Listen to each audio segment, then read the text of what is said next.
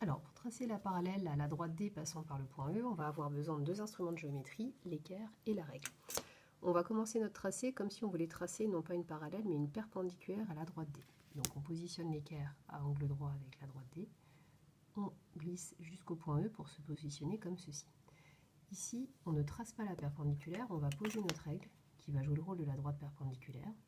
On va bien fixer la règle et ensuite c'est l'équerre qui va glisser le long de la règle jusqu'au point E. Et ensuite, à ce niveau-là, on trace la parallèle ici, comme ceci.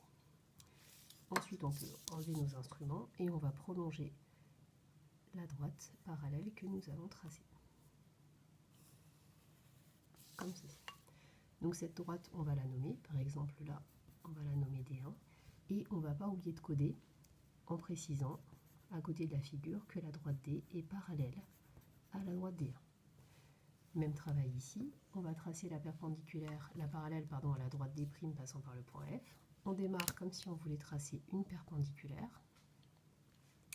On positionne la règle qui joue le rôle de la perpendiculaire et on fait glisser l'équerre le long de la règle. On trace notre parallèle et on prolonge comme ceci. Donc celle-là, on va la nommer D2 et on va coder à côté de notre figure le fait que la droite D' est parallèle à la droite D2.